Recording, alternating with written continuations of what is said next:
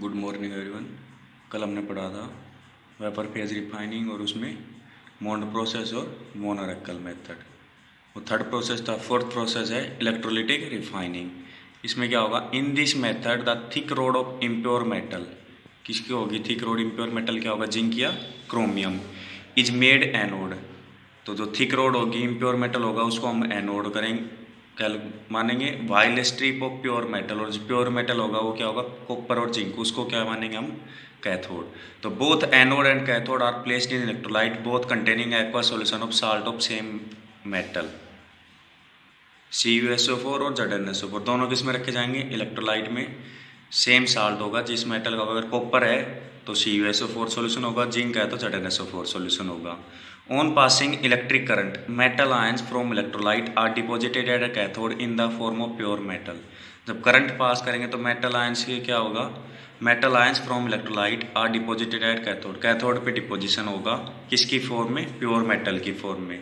या तो कॉपर है तो कॉपर डिपॉजिट होगा, और जिंक है तो जिंक डिपॉजिट होगा। Equivalent amount of metal dissolves from anode into electrolyte in the form of metal ions. Same amount का मेटल डिजोल्व होगा किसमें, एनोड से, किसमें, in the electrolyte in the form of metal ions की form में। The impurities like gold silver platinum settle down under the anode as under mud, और जो impurities होगी वो क्या होगी, नीचे सेटल डाउन हो जाएगी एनोड पे, एनोड मड की फॉर्म में। तो रिएक्शन होंगे, वो रिएक्शन क्या होंगे, the reaction occurring at electrodes are, cathode पे क्या होगा, कोई भी मेटल है, इलेक्ट्रॉन लो गया, किसकी फॉर्मेशन, सेपरेट की फॉर्मेशन हुई मेटल की। एनोड पे क्या होगा, मेटल है, इलेक्ट्रॉन डिसोशिएट होगा Mn पॉजिटिव में और n इलेक्ट्रॉन रिमूव हुए। एग्जाम्पल लिया जैसे हमने फॉर कॉपर के लिए, for copper reaction occurring are, copper की रिएक्शन क्या होगी, कैथोड पे Cu2 पॉजिटिव 2 इलेक्ट्रॉन एक्सेप्ट करेगा, किसकी फॉर्मेशन करेगा, कॉपर की। एनोड पे क्या होगा, कॉपर डिसोशिएट होगा, टूटेगा इसमें Cu2 पॉजिटिव और 2 इलेक्ट्रॉन में। ऐसे ही जिंक के लिए होगी, for zinc reaction occurring are, cathode पे क्या होगा, Zn2 पॉजिटिव 2 इलेक्ट्रॉन एक्सेप्ट करके Zn की फॉर्मेशन करेगा। एनोड पे Zn डिसोशिएट होगा Zn2 पॉजिटिव और 2 इलेक्ट्रॉन में। डायग्राम देखें तो डायग्राम में क्या होगा, बीकर है, इलेक्ट्रिक करंट पास करेंगे, positive terminal anode, negative terminal cathode. ये प्योर कॉपर है तो ये किसका काम करेगा, कैथोड का। ये है इम्प्योर कॉपर तो किसका काम करेगा, एनोड का। इम्प्योरिटीज कहाँ जमा होगी, एनोड पे, एनोड मड की फॉर्मेशन में, तो ये एनोड मड है।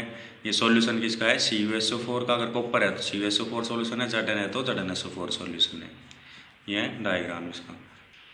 फिफ्थ प्रोसेस है इसके बाद क्रोमेटोग्राफी मेथड। इसमें क्या होगा, in this method is based upon the principle that different components of a mixture are absorb to different extents on the adsorbent. इस पे बेस करता है, अलग अलग कंपोनेंट अलग अलग एक्सटेंट तक, अलग अलग वैल्यू अमाउंट तक एब्जॉर्ब होते हैं अलग अलग एडजॉर्बेंट पे। तो it is essentially a physical technique, क्या फिजिकली टेक्निक है। It consist of 2 phase, 2 phase होंगे। फर्स्ट है स्टेशनरी फेज, सेकंड है मोबाइल। स्टेशनरी मतलब जो रेस्ट में होगा, और मोबाइल फेज जो मूविंग होगा। तो stationary phase can either be a solid, stationary phase का होता है सॉलिड भी हो सकता है, सॉलिड में एलुमिना सिलिका जेल, और tightly bound liquid on solid spot, या लिक्विड भी हो सकता है। Mobile phase can be liquid gas और फ्लूइड, मोबाइल गैस क्या होगा, लिक्विड होगा या गैस होगा या फ्लूइड।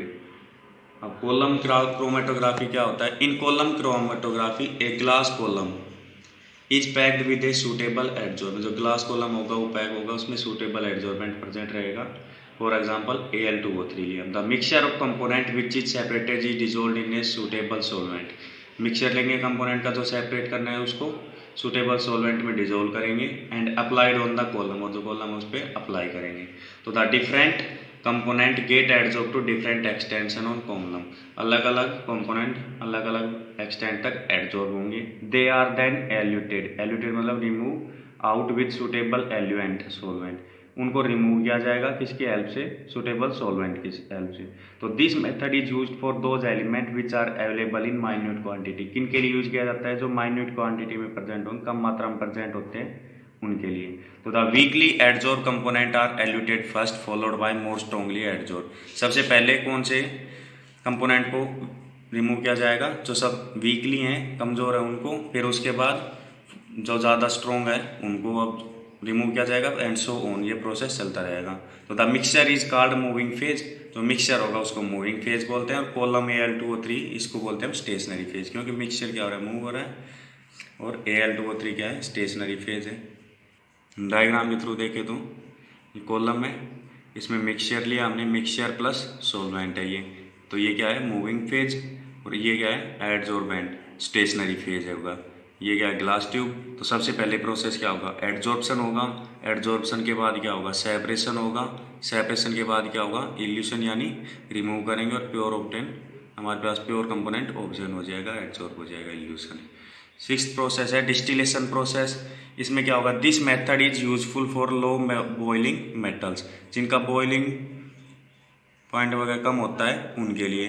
तो in this method the non volatile impurities are remove from volatile metals. इसमें क्या होगी, जो नॉन वोलेटाइल इम्प्योरिटीज है वो रिमूव की जाती है वोलेटाइल मेटल से, जैसे जिंक से, कैडमियम से एंड मरकरी से। The impure metal is heated in a retort when the pure metal vaporizes. Impure metal उसको हीट किया जाएगा, और प्योर मेटल क्या होगा, वेपराइज होगा, और condenses separate and condenses separately, और ठंडा करके उसको सेपरेट किया जाएगा। तो living behind the non volatile impurities, जो पीछे बचेगी वो क्या होगी, नॉन वोलेटाइल इम्प्योरिटीज। ये क्या है, डिस्टिलेशन प्रोसेस। आज के लिए इतना ही, नेक्स्ट टॉपिक नेक्स्ट वीडियो में करेंगे। Thank you, have a nice day.